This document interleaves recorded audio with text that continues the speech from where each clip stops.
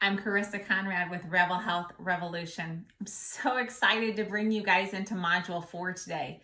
You know, the beauty of this journey is getting to walk alongside of you guys while you step by step and layer by layer get closer to your essential energy. And many of you, many of you in these one-on-one visits are telling me about the amazing changes that have already come your way.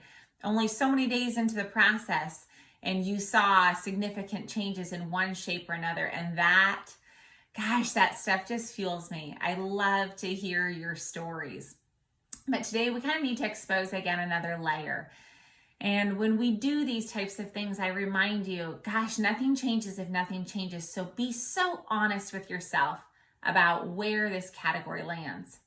I would be totally amiss if we didn't talk about the role that stress plays on our cravings for sugar.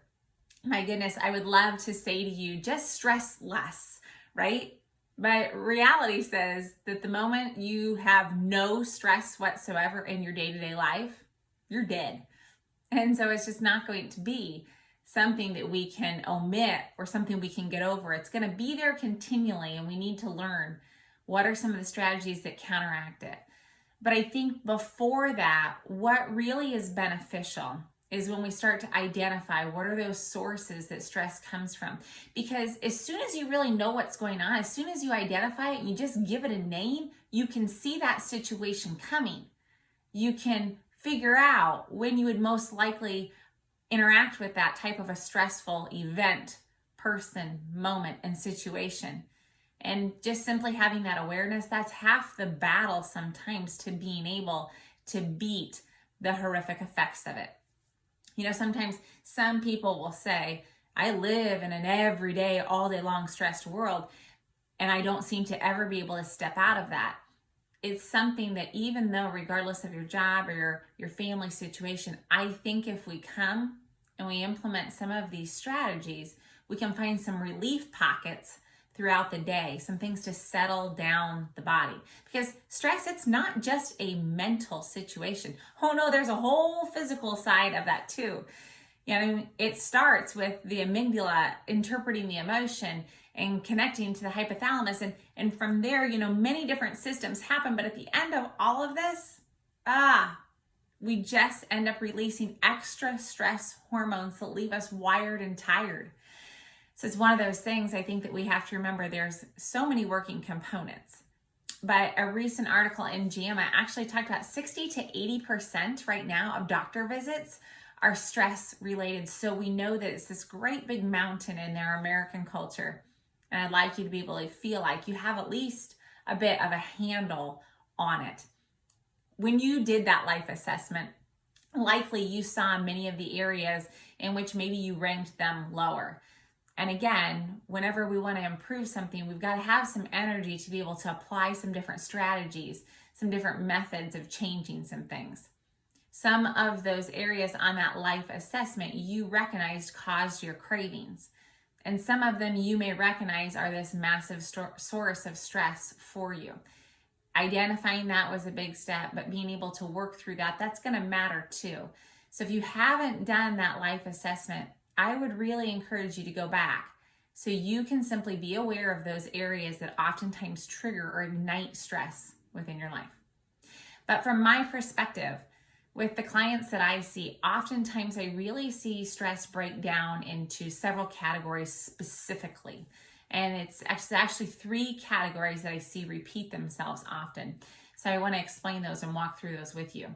The first one is expectations. I think all of us set out in life hoping that life would go one way, only to find out maybe years later we get down the road and life has transpired and we've seen those seasons pass and we are nowhere near where we wanted. Our expectations were dropped completely. Maybe it's a tough child that you're dealing with. Maybe it's a really rocky marriage. Maybe it's the career that never took off, or maybe it's the finances that, they're short at the end of every single month. Our expectations oftentimes aren't matching reality.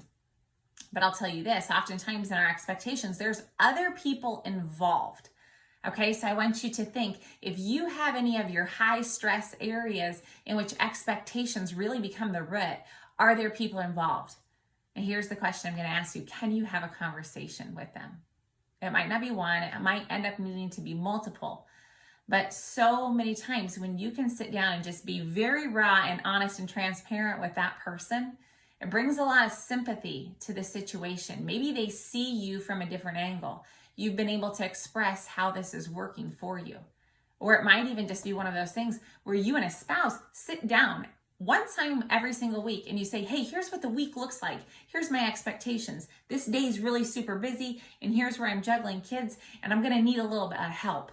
And this day, this Thursday, it's going to be a hard day. So you're just setting the other person up. Hey, here's my expectations of what this looks like. Here's where I could use some help. And it's just drawing awareness to the situation. If you say nothing at all, sometimes two people will live in a household and both just go on with their day, never really having sympathy or empathy for what's going on in that other person's world. All it takes sometimes is just a conversation. But I would also even just remind you that sometimes our expectations of the people around us, it's impacting us when we do nothing about it. You know, I said people sometimes really interfere with expectations. I can't tell you the amount of times that a client will say to me, well, I get so frustrated with that coworker. And then I end up finding myself in the break room eating all of the leftover candy, or all of the other leftover chips and dips, whatever that is. Or I will have a spouse say to me, hey, I have entirely been let down by our expectations in our marriage. And so every Friday night, whether I like it or not, I end up finding myself consuming all these Oreos and chips and ice cream because I'm just frustrated that the relationship is not there. There sometimes needs to be those hard conversations. And maybe it's not fixed the first time, but nothing changes if nothing changes. So you need to show up in that area and start those conversations. The next area of stress that I just see consistently, it's overcommitment. Now, here's the deal. I think sometimes we look at people and we think, hey, they aren't, or I'm not maybe achieving my goals because I'm just not committed enough to that goal. And I think it's the opposite. You see, I think that as a culture, we're overcommitted. Yeah, there's kids and activities and sports and meetings and deadlines and committees, and we're oftentimes, the calendar's full and we're going in a lot of different directions. We have too many different things that are filling our calendar. And when we really look at them, most of them are not things that we value really highly. They're just stuff that's taking up space. You know, that's a problem because like Craig Groeschel always says, time is a finite resource. You can't make more hours in the day, right? But energy is an infinite resource. You can create momentum there. You can light a fire in your energy. You can burn brighter with your energy, right? And that's what this process has been about. But if you're overcommitted, gosh, it's sucking up all your time. It's taking your time from what you value most and investing it in busy work. So I would highly suggest that you stop and think for a minute, am I overcommitted? Well, here's a question for you. Are you reaching your goals? Have you been doing the daily plan? Have you been using your habit tracker? If you say, hey, no, I haven't quite got to it yet. Oh, stop and take a look at your calendar. What's the stuff that needs to go? Because if you aren't reaching those goals yet, if you haven't achieved what you want to achieve yet, you've got to clear some space for it. And you're the only person who can do that. Okay, so overcommitment oftentimes becomes a high point of stress for people because the overcommitment is stealing their time away from investing it into the things they value most. And again, we talked about at the very beginning of this process that one of the greatest points of stress is when our actions and our behaviors don't align with our values. I see it often. Many of us experience it. But really the key is if you are tiptoeing into that, if you're starting to experience, to recognize it and step back and realize, hey, it's time to drop some stuff. I don't need to be everything for everyone. I need to be moving towards my vision for me, okay? Then the third area that I see pretty consistently as one of the highest points of stress is support. And support, honestly, it's very multifaceted. It comes in many different areas. but I see three that I would like to touch on today. The first one, believe it or not, it's organizational support. These are those systems and strategies that you have in place in your life. I will have people consistently talk to me about, in the process of trying to get rid of this deep desire for sugar all the time, if they just could have meals ready for their family, they feel like that would be really a form of organizational support that would help them. Well, if you are in my gold level, if you are in that VIP group, there is that extra module for you guys. There is going to be a whole module on meal planning with some excellent supporting documents in that as well. But for me, I'm also one of those people in the organizational support area. Meal planning is one of those things, it matters to me. It's a system that really streamlines my week and my evening. I'm not wasting time figuring out what we're going to do, and I'm not wasting time heading to the store all the time. And you see, it's really important to me that my family's fed well. If I can pull everybody around the table at night and they're eating food that's good for them and it fuels them well, I really like that. That matters to me. But it certainly isn't magical that 6 people just sit down and they're fed in that manner. No, it takes a system of mind ahead of time to make that process work. Others of you will talk about frustrating financial distress. Creating a system, an organizational system to set that up to work better in your favor can relieve a lot of stress. Budgets do a lot for a situation like that. Or maybe you need to sit down at the first of every month with your spouse and you're paying bills and you're having a meeting over what needs to change. That can relieve a lot of stress when you're both on the same page. And another system that I find oftentimes is just the house for people. I mean, realistically, many people will equate a cluttered house to a cluttered brain. They feel like, there's papers everywhere and I'm going to forget something, and there's meetings and I'm looking for a form. Gosh, what would it do for you if your system was to really clean well, deep clean 1 room per month in your house? Oftentimes that would be a system that would remove stress, or at least it would start to. The next area that I see cause a lot of stress, and it's one of the most simplistic things that we can do, is sleep. You guys, there isn't a replacement for sleep, and the value is immense. Now, I'm going to be honest with you. There's been times in my life where this was the area of wellness that I was probably the worst at. Now, I want a little grace in my defense, because we did have 4 kids in 5 years. So there was times that I lost count how many times I got up in the middle of the night with those kids. But there's also been seasons of my life where I simply didn't care for myself in the way that I should. There's been times that I lived for more than a year and a half or so on only 4 hours of sleep a night. See, my personality thinks that I can work late into the night and get up really early and not be affected, but it just doesn't really work that way. I'd ask you, how many times have you snapped at your spouse simply because you were tired? Or when's the last time that you absolutely lost it with your kids for just being kids? Were you tired? There's just such an effect, an underlying effect, that oftentimes we just don't necessarily notice until we're getting adequate amounts of sleep daily. Now, I understand many other factors come to play, but I would like to remind you guys, are you filling it with things that you don't really value, like scrolling through social media at night? Are you watching the latest, greatest Netflix series all the time? Some of us have to get really super intentional. Some of you'll need it on your habit tracker. Some need to set a timer on their phone in order to say, hey, you got to go to bed. And realistically, I've been that person oftentimes too. Okay. So sleep is that next area. It brings about stress even when we don't necessarily recognize it. I also want to tell you about the third category that I feel like in this support area, it really is strong as far as bringing about stress, and that's the support that someone has. When someone has a friend, a cousin, a spouse, a parent, whoever that is, that person that supports them, that pushes them, that helps guide in times when they feel like, I'm losing my vision, I don't know where I'm going, and this is that person that brings you back on track. They help to align you again. That person's so valuable, and we can't replace the effect of real relationships in our life.